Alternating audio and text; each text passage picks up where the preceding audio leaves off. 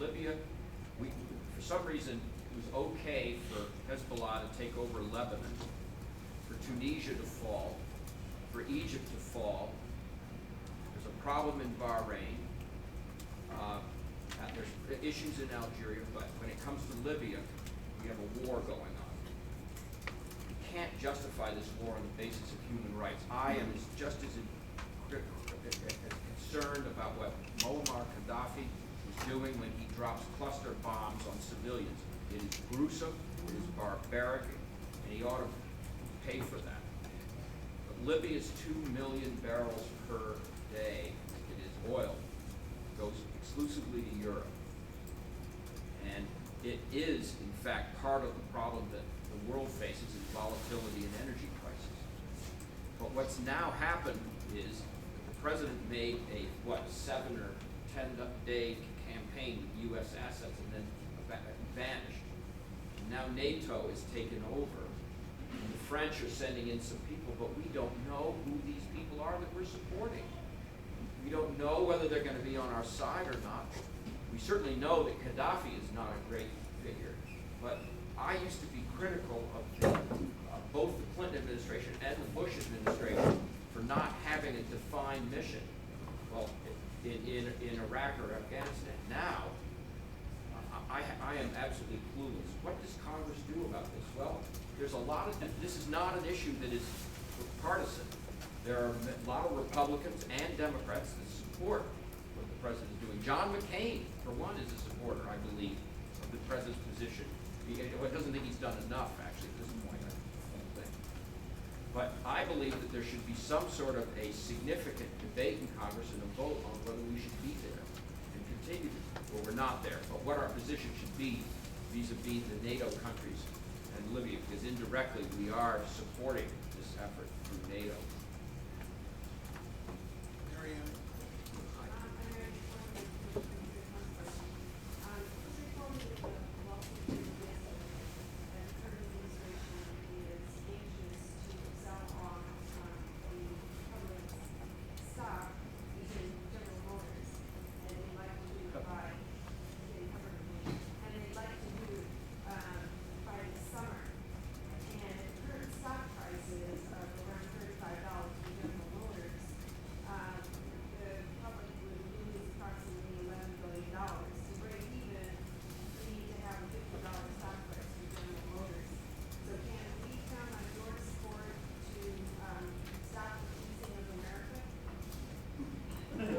Sounds like a terrible idea to sell at a $15 loss. I think that's pretty self-evident. I would tell you, I would suspect that I certainly don't want to see the government sell its share of General Motors at a loss. And I would want to know what the justification for that is. In all honesty, I wasn't aware of the statement that he made yesterday, so. Okay, I will look into it, but I think it would be, I hate to understate this, but I don't understand why we want to sell the stock at $35, what the justification is. If it's to raise cash because of the debt limit, that's not going to do anything. I don't know. I mean, what was the justification? What did the article say?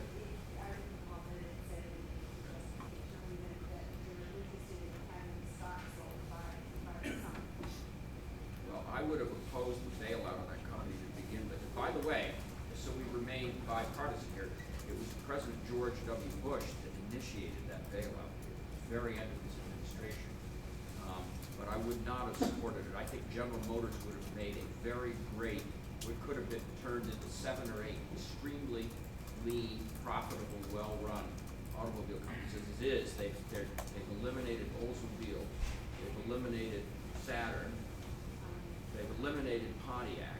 That's not in the best interest of the American manufacturing.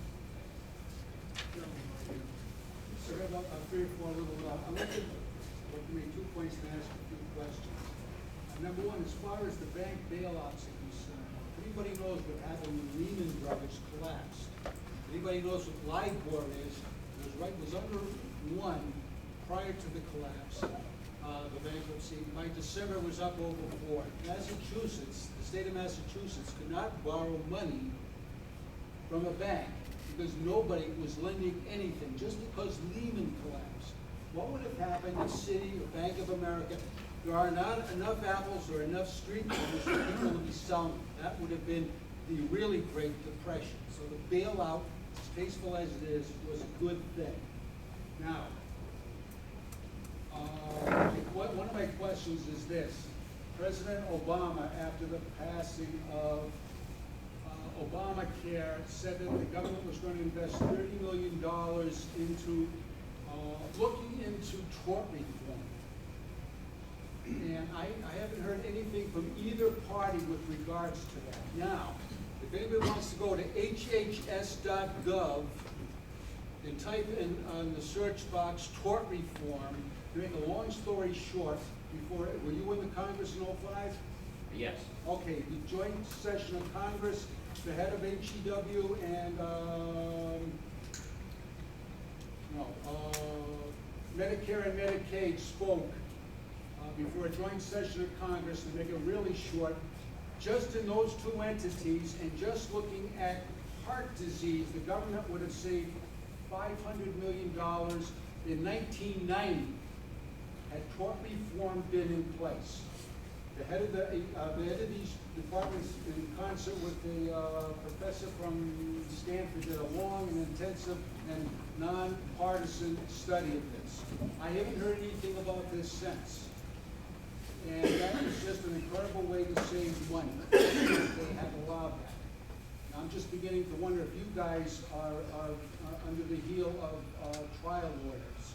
Because as I say, I haven't heard anything from the Republicans, as well as I would expect to hear from the Democrats.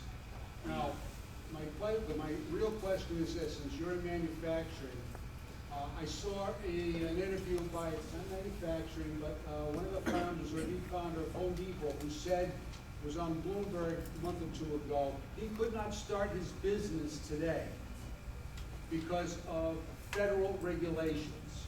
Now, I'm wondering just how cumbersome it is to start or expand any manufacturing in this country. I mean, are we over-regulated, or how much over-regulated are we? Well, the answer is absolutely.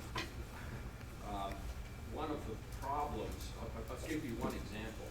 The new healthcare law has a 50-employee cutoff for qualifying for the requirement to be in the system. If one person out of those 50 qualifies to be in the system, then everybody has to be in the system. Now, if you're trying to start a business, how are you going to know what your costs are going to be to provide health care, one way or the other?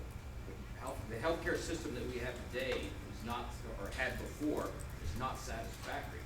But the kind of uncertainty that the level of regulation put into the laps of potential employers and current small company employers is unfathomable. I can't tell you how many small business people have called me, visited me, talked to me, and said, what can you tell me about what I can expect if I hire somebody? Because I'm not hiring anybody in this business. I will pay people to work 7 days a week before I'll hire somebody because I don't know what it's going to cost. There are issues. My committee, the Energy and Commerce Committee, which obviously has jurisdiction over commerce, has been having a whole series of hearings on burdensome regulations. Some of them are in the Environmental Protection Agency. Some of them are in other areas of government.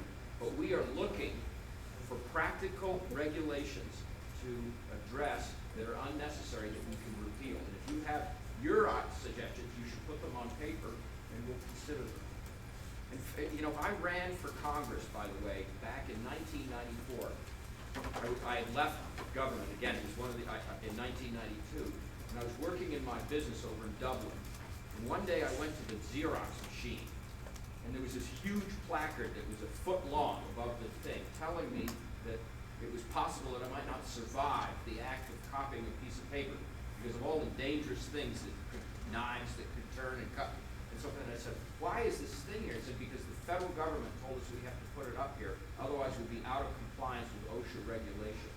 And we had to give our employees at the time some training, the person who was changing the toner, on how to do it safely.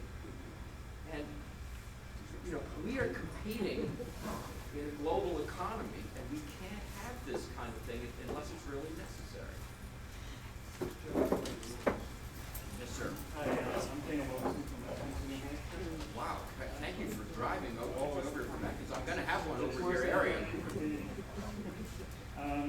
voting on the debt limit, so, Yes. and this week, meeting, of course, changed the outlook on U.S. Treasury stages were negative. Not a good thing. Shows how much trouble we're in. What are your thoughts on voting on the debt limit? I think the president wants a clean bill, but I'm thinking it better be tied to strict budget controls going forward, or there's no increase in the debt. What are your thoughts? I agree with you. You answered my question exactly as I would say it. Can we, would it be outrageous to take a poll on this crowd? Does anybody mind? How many people, I really don't want to make, don't vote if you feel, but I'm really interested in this because the debt limit is about what's happened, not what's going to happen. On the other hand, we can't survive. We increase it. It actually hit 14.3 trillion today, which means we've hit it right now. And now they're going to have to start.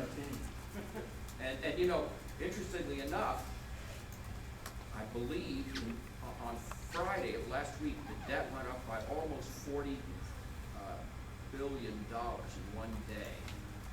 One day, which was all the money we saved in the continuing resolution. Right, and yeah. Can I ask you a question? Of course you can. This is what confused me.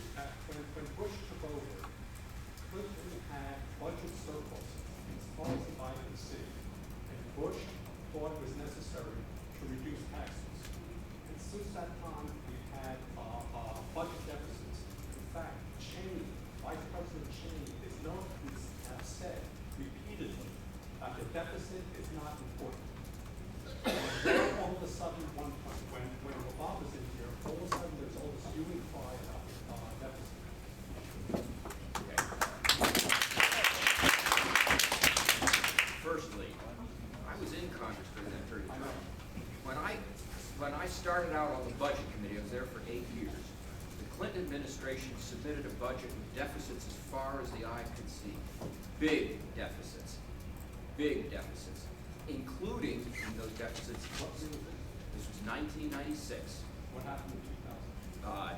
Not 2000, earlier than that. 1995 was my first budget year. By 1997, we began to go into surplus. But it was a completely different budget from the budget that the Clinton administration had submitted in January of 1995. And so I would suggest, with all due respect, that the surpluses which were created for 4 successive years, totaling about $500 billion, were at the very least a joint venture between the Republican-controlled Congress and the Democrat who was president, at the very least, because Bill Clinton never presented a budget to Congress that had a surplus until we created the surplus. Regardless, by the time Bush came in. Now, what happened on September 11, 2001? How much money did we spend between 2000, on Tuesday, September 10th, 2001, I was on the budget committee, and I had a meeting in the Speaker's office. I remember, you know, it's like the day Kennedy was assassin, and the issue was we cannot have a $155 billion surplus because that would be cutting into Social Security. It's got to be $160 billion. That was Tuesday, September 10th, 2001. Now, George Bush had been president for a year and a half. There was weakness in the economy then, you may recall. The market was starting to drop. And we were concerned, as were the Democrats, that we were facing a recession. Nobody could have predicted what happened the next morning. That isn't to say that that's the reason why the total reason why we're here today. The Republicans and the Democrats spent much more money than they should have in the mid-2000s. And I won't go into the details there because I was there and I can discuss it. But to characterize the Clinton administration as being the sole author of all the surpluses and the Bush administration, which, by the way, the Bush tax cuts